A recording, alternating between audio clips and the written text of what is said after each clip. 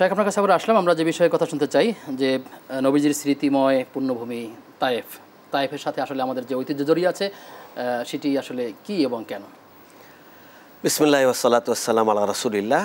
আল্লাহ রাসূল সাল্লাল্লাহু আলাইহি সাল্লামের জীবনের সাথে তায়েফের ৩টি ধাপ জড়িত।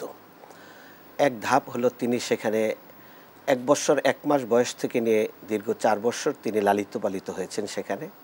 তায়েফের আবহাওয়া, পরিবেশ, চমৎকার ভাষা, সাহিত্য, এর মধ্যে আল্লাহ রাসূল সাল্লাল্লাহু আলাইহি সাল্লাম সেখানে লালিত পালিত হয়েছেন, ৪ বছর সেখানে অবস্থান করেছেন।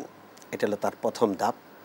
আর দ্বিতীয় ধাপ হলো রাসূলুল্লাহ সাল্লাল্লাহু আলাইহি সাল্লাম নবুয়ত প্রাপ্তির পরে নবুয়তের ১০ম বৎসরে যখন তিনি নিঃসঙ্গ হয়ে যান, একদিকে তার বাহিরের জগতে যিনি বেশি সাপোর্ট করেছেন আবু তালেবের ইন্তেকাল, ঘরের মধ্যে যিনি তাকে সাপোর্ট করেছেন তার প্রাণপ্রিয় স্ত্রী খাদিজাতুল কুবরা রাদিয়াল্লাহু তাআলা আনহা, দুইজনই যখন তিনি ইন্তেকাল করেন, মক্কাবাসীদের অত্যাচারের মাত্রা তখন খুব কঠিনতর ধারণ করেছিল।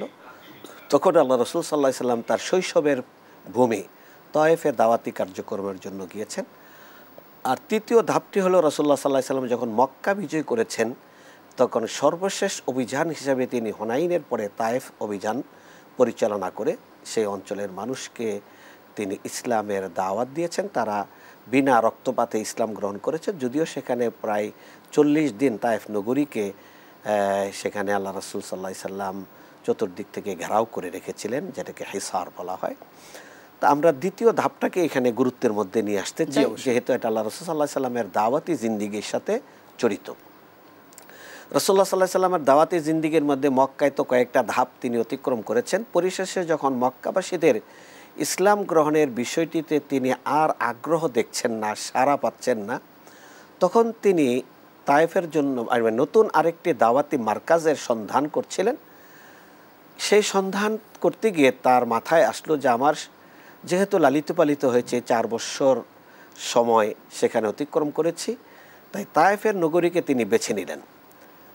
তায়েফের নগরী তিনি বেছে নিয়ে সেখানে তিনি যান দাওয়াতি কাজকর্ম পরিচালনার জন্য।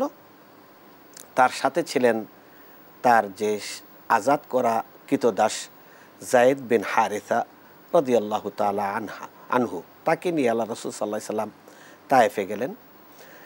সেখানে গিয়ে তায়েফবাসীদের কাছ থেকে যেই মনের ভিতরে যে বিশাল আশা প্রত্যাশা নিয়ে তিনি সেখানে গেলেন, সেখান থেকে তিনি তার পরিপূর্ণ বিপরীতটাই তিনি পাইলেন। অর্থাৎ তায়েফবাসী রাসূলুল্লাহ সাল্লাল্লাহু আলাইহি ওয়াসাল্লামের সাথে পরিপূর্ণ বৈরী আচরণ করলো, তার দাওয়াত গ্রহণ করলো না, আল্লাহ রাসূল বেয়াদবি করলো, অত্যাচার করলো, বখাটে শিশু ছেলে যুবকদেরকে লেলিয়ে দিল, তারা পাগলের মতো রাসূলুল্লাহ সাল্লাল্লাহু আলাইহি সাল্লামকে ইট পাটকেল করলো, তারপরে বিদ্রুপ করলো, তুচ্ছ তাচ্ছিল্য করলো, রক্তাক্ত করলো, তার শরীর রক্তে জর্জরিত হয়ে সেই রক্তের ফুটা মাটিতে পড়ার অবস্থা হয়েছে। তিনি সেইখানে ৪ দিন অবস্থান করেছেন তাদের এই কঠিন পরিস্থিতির মধ্যে। এরপরে তিনি সেখান থেকে তায়েফের পথ থেকে অতিক্রম করে সামনে একটা বাগানে এসে আশ্রয় গ্রহণ করলেন, যে বাগানের মালিক ছিল উতবা এবং রবিয়া ইবনে শাইবার পুত্র। সেখানে তিনি অবস্থানকালীন তার এই বিমর্ষ অবস্থা দেখে তারা তাকে আশ্রয় দিয়েছেন। বাগানে তিনি বিশ্রাম করলেন। বাগানের একজন মালিক ছিল আদ্দাস তার নাম, সে মূলত ছিল আহলে কিতাব। তাকে বাগান কর্তৃপক্ষ আল্লাহ রাসূল সাল্লাল্লাহু আলাইহি সাল্লামের সেবা যত্ন করা, তার খোঁজখবর রাখার জন্য, আরবদের একটা ঐতিহ্য ছিল মেহমানদারি, আল্লাহ রাসূল সাল্লাল্লাহু আলাইহি সাল্লামকে মেহমানদারি করা, এই ব্যাপারে আদ্দাস নিয়োজিত ছিলেন। তো রাসূল সাল্লাল্লাহু আলাইহি সাল্লামকে খাবারের জন্য ১ থোপা আঙ্গুর দিয়েছিল আদ্দাস। আল্লাহ রাসূল আঙ্গুর, সেখানে যদি একটু ইন্টারাপ্ট করি, যে আসলে তায়েফের এরকম অনেকগুলো ঘটনাই আছে, কিন্তু আমাদের জন্য কি মেসেজ আছে যদি আপনি খুব সংক্ষেপে সেই বিষয়টি আমাদেরকে একটু। তায়েফের সবচেয়ে বড় মেসেজ হলো দাওয়াতি জিন্দিগিকে, যে কোনো স্পটকে একজন দায়ী ইলাল্লাহ কাজে লাগাবে, এটা হলো সবচেয়ে গুরুত্বপূর্ণ। দাওয়াত পাওয়া হলো প্রত্যেকটা মানুষের অধিকার, তার কাছে দাওয়াতের মেসেজ পৌঁছাইতে হবে। আমরা দাওয়াতের মেসেজ পৌঁছানোর পরে আমরা দেখব সে আমার সাথে যে আচরণ করবে, এই আচরণটা কিন্তু কোরআনে কারিমে স্বীকৃতি দেওয়া হয়েছে, ফাসবির আলা মা আসাবাক, তুমি দায়ী ইলাল্লাহ, তোমাকে মানুষের কটূক্তি সহ্য করতে হবে, তোমার মানুষের বিভিন্ন আক্রমণ সহ্য করতে হবে, তোমার উপর মানুষের অন্যায় অবিচার করবে, কিন্তু তোমাকে ওই প্রশিক্ষণ নিয়ে দাওয়াতের ময়দানে যাইতে হবে যে মানুষের সমালোচনা সহ্য করার মতো ক্ষমতা তোমার থাকতে হবে, মানুষের বিভিন্ন ধরনের আক্রমণ সহ্য করার মতো। এটা একটা কোরআনের নির্দেশ। 2 নম্বর হলো সবর, দাঈর আল্লাহর অত্যন্ত গুরুত্বপূর্ণ একটা বৈশিষ্ট্য, যেই বৈশিষ্ট্যে দাঈর আল্লাহকে তার গুণে গুণান্বিত হইতে হবে। মানে খুব সহজে তার মানে হতাশ হয়ে যাওয়া যাবে না, ময়দান ছেড়ে দেওয়া যাবে না। দাওয়াইল আল্লাহ, আল্লাহর তাওহীদ, রাসূল সাল্লাল্লাহু আলাইহি সাল্লামের সুন্নাহ এই পৃথিবীতে কায়েম করার জন্য অবশ্যই সবরের মাধ্যমে আমাদেরকে পরিস্থিতি মোকাবেলা করতে হবে। 3 নম্বর হলো রাসূলুল্লাহ সাল্লাল্লাহু আলাইহি সাল্লামকে আল্লাহ রাব্বুল আলামিন তো এইভাবে ধ্বংস করার জন্য ছেড়ে দেন নেই। আল্লাহ রাব্বুল আলামিন আল্লাহ রাসূলের সব কিছুই তিনি প্রত্যক্ষ করছেন, পর্যবেক্ষণে রাখছেন। পাহাড়ে নিয়োজিত ফেরেশতাকুল তো আল্লাহ রাসূলকে সাহায্যের জন্য এগিয়ে এসে বলল, লাউ শি'তা, এদেরকে আমি ধ্বংস করে দিব, লা আখসাবাইন, হ্যাঁ বি আখসাবাইন, মানে দুই পাহাড়কে একত্রিত করে উতাব্বিকু আলাইহিন্নাল আখসাবাইন, মানে 2 পাহাড়কে একত্রিত করে চাপা দিয়ে এদেরকে আমরা ধ্বংস করে দিতে চাচ্ছি। তখন আল্লাহ রাসূল সাল্লাল্লাহু আলাইহি সাল্লাম সম্মতি দেননি। এইখানে হলো আমাদের জন্য সবচেয়ে বড় ধৈর্যের বিষয়। রাসূলুল্লাহ সাল্লাল্লাহু আলাইহি সাল্লাম বললেন যে না, হতে পারে তারা আমার দাওয়াতে সাড়া দেয়নি, কিন্তু তাদের ওরস থেকে এমন প্রজন্মের আগমন ঘটবে যারা আমার উপর ঈমান আনবে, অতএব আমি হতাশ নই।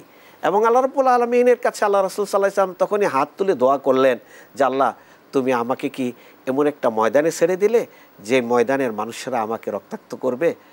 হ্যাঁ, করুক, আমার আপত্তি নেই, কিন্তু এই ময়দানের মানুষরা আমার সাথে যে আচরণ করছে এই ব্যাপারে আমার কোনো অভিযোগ নাই।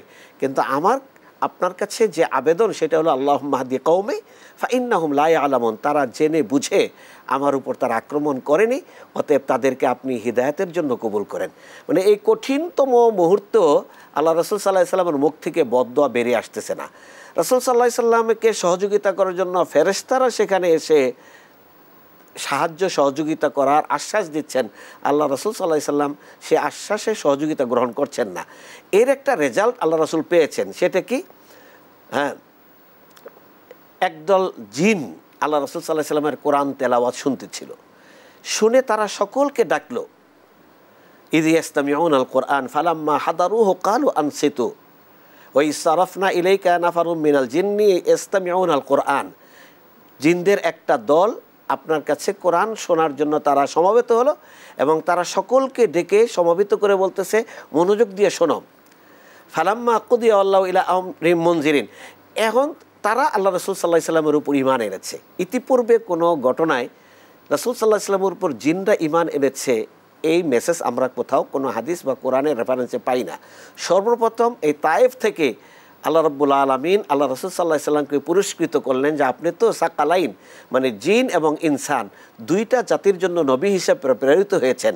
অতএব একটা জাতির একটা অংশ মুসলমান হয়েছে, আরেকটা অংশ হয়তো আপনার সাথে আচরণ সেভাবে ভালো করছে না, কিন্তু জিনেরা আপনার উপর আপনার কোরআন তেলাওয়াত শুনে তারা কিন্তু মুসলমান হয়েছে। চমৎকার একটি বিষয় আমাদেরকে বললেন।